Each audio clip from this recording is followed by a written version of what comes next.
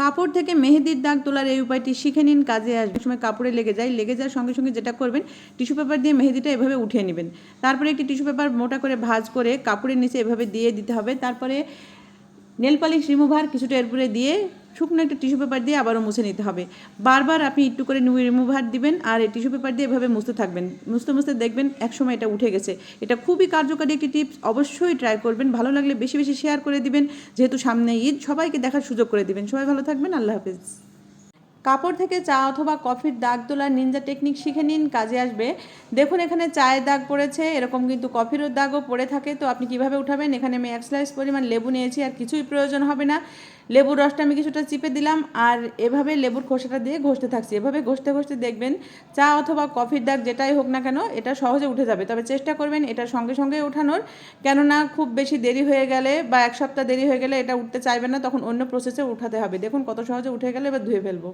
লেবুর খোসা ভুলেও নষ্ট করবেন না। অনেকে কিন্তু লেবুর খোসার বিভিন্ন ধরনের টিপস দেখিয়েছেন, কিন্তু এই টিপসটা দেখলে আপনি অবাক হয়ে যাবেন।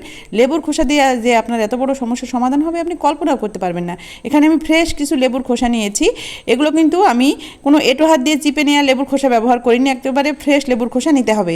কি করবেন, এটা একটি বাটির ভিতরে অথবা একটা পিরিচে নেবেন, তারপর এটা নর্মাল ফ্রিজে রেখে দেবেন। নর্মাল ফ্রিজে রাখলে যেটা হবে, নর্মাল ফ্রিজে একটা বাজে গন্ধ হয়, সেই বাজে গন্ধ হবে না, ফ্রিজের ভেতরটা একেবারে ফ্রেশ থাকবে। সেমাই আমরা কিন্তু সবাই রান্না করি, কিন্তু সেমাই রান্না করার পরে সেমাই যখন ঠান্ডা হয়ে যায় তখন কিন্তু এরকম সুন্দর ভাবটা থাকে না, এরকম একটা ছলছলে ভাব থাকে না, শক্ত হয়ে যায়, সেটা কিন্তু খেতে ভালো লাগে না। তো সেই ভাবটা ধরে রাখতে কি করবেন, সেমাই রান্না করে নেবেন। নেওয়ার পরে গ্যাস অফ করে দিয়ে এটা নিচে নামিয়ে আগে যে দুধটা জ্বালানো হয়েছিল সেমাইয়ের জন্য, সেখান থেকে কিছুটা দুধ আমি আলাদা করে রেখেছি, এই দুধটা এবার দিয়ে দেবো। এরপরে কিন্তু সেমাই আর জ্বালানো যাবে না, দেখবেন সেমাইয়ের এরকম ছলছলে ভাবটা থেকে যাবে।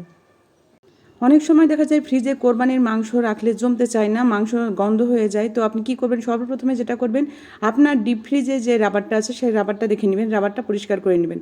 রাবারটা পরিষ্কার করার জন্য যেটা লাগবে, হোয়াইট টুথপেস্ট, সামান্য একটু হোয়াইট ভিনেগার, ভালো করে মিশিয়ে নিতে হবে। তারপরে এটা রাবারে লাগিয়ে জাস্ট মুছে ফেলবেন, আর কিছুই করতে হবে না। আমি একটি টুথব্রাশের সাহায্যে এভাবে লাগিয়ে নিলাম, এবার একটি ভেজা কাপড় দিয়ে মুছে নিচ্ছি। এভাবে করে দেখবেন রাবারটা খুব দ্রুত পরিষ্কার হবে। আর রাবার পরিষ্কার থাকলেই কিন্তু ডিপ ফ্রিজে মাংস দ্রুত জমে যাবে। ভিডিওটি অনেক উপকারী, ট্রাই করে দেখতে পারেন। পুরনো দুধ জাল করার এমন পদ্ধতি শিখে রাখুন, কাজে দিবে। এই দুধটা আমি ঈদের আগের দিন জাল করেছিলাম, ঈদের দিন নতুন দুধ জাল করে সেমাই রান্না করেছি, এই দুধটার কথা মনেই ছিল না, ফ্রিজের কোনায় পড়েছিল। আজকে আমি বের করে দুধটা জাল করব, আর দুধটা কিন্তু অবশ্যই ফেটে যাবে, কেননা প্রচণ্ড গরম পড়েছে, আবার অনেক দিন হয়েও গেল।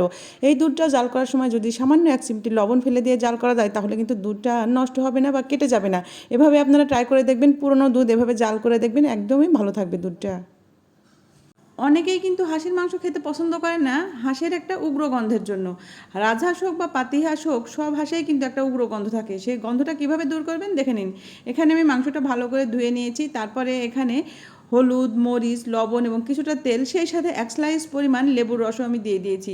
তারপরে ভালো করে এটা মেখে রেখে দেবো প্রায় আধা ঘন্টা পর রান্না করলে এই লেবুর রসের কারণেই কিন্তু হাঁসের যে একটা উগ্র গন্ধ থাকে, এই উগ্র গন্ধটা কিন্তু দূর হয়ে যাবে। ভিডিওটি অনেক উপকারী।